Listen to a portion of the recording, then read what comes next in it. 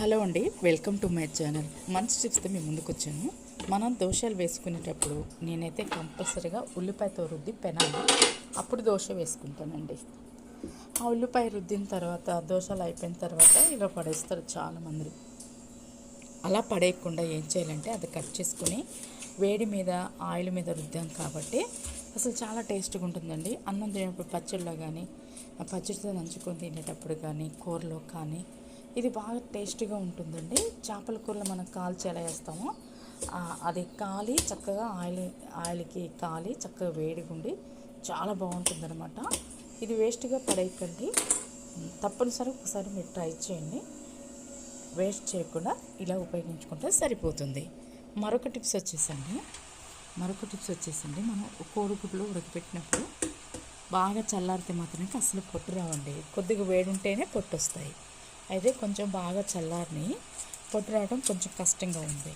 అయితే నేనేం చేశానంటే 1-2 తీసాను. ఇలానే కొంచెం టైం పడుతుంది కదని నేనేం చేశానంటే స్టీల్ డబ్బా తీసుకొని ఆ స్టీల్ డబ్బాలో 4 ఎగ్స్ వేసేసి మూత పెట్టి అటు ఇటు కుదిపానండి. ఇలా అలా అంటే చక్కగా వచ్చేసాయండి. అసలు పొట్టు అయితే చాలా చాలా ఈజీగా వచ్చేసింది. నాకు చాలా మంచిగా అనిపించింది. అంటే ఇలా అంటే ఇప్పుడు మనం ఎన్ని డజన్ గుడ్లు అయినా కూడా సరే అండి, మనం ఇలా ఒక డబ్బాలో పెద్ద డబ్బాలు వేసి మనం ఇలా ఊపితే సరిపోతుంది, వెంటనే వచ్చేస్తాయండి. అసలు మనకి రిస్కే ఉండదన్నమాట. చాలా ఈజీ ప్రాసెస్ ఎగ్స్ పొట్టు తీయటం. మీరు తప్పకుండా ఈ వీడియో చూసినాకైనా మీరు ఒకసారి ఇలా మీరు ట్రై చేయండి. ఒకవేళ ఈ టిప్స్ నచ్చితే మీరు తప్పకుండా లైక్ చేయండి. తర్వాత నేను మొత్తం శుభ్రంగా ఎగ్స్ కలుపుకున్నాను. నచ్చితే తప్పకుండా లైక్ చేయండి.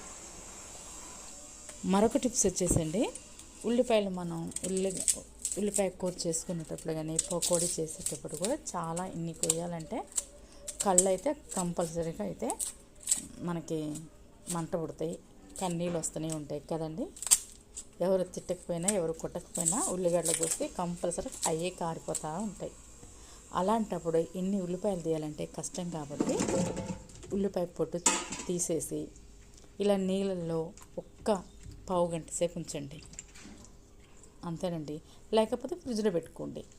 ఫ్రిడ్జ్లో పెట్టుకున్నా ఇట్లా నీళ్ళల్లో వేసి ఉంచినా ఇన్ని కాదండి, ఇంకిన్ని కోసినా కూడా కళ్ళమ్మటి చుక్క నీళ్ళు కూడా రావన్నమాట. ఒకసారి మీరు ట్రై చేయండి. నేను ఎన్ని కోసిన చూడండి, 10 నిమిషాలు ఇన్ని ఉల్లిపాయలు కోసేసాను. కళ్ళమ్మటి చుక్క రాలేదు నీళ్ళు. నచ్చితే మాత్రం తప్పకుండా లైక్ చేయండి. మన ఛానల్ సబ్స్క్రైబ్ చేయండి. Thank you for watching.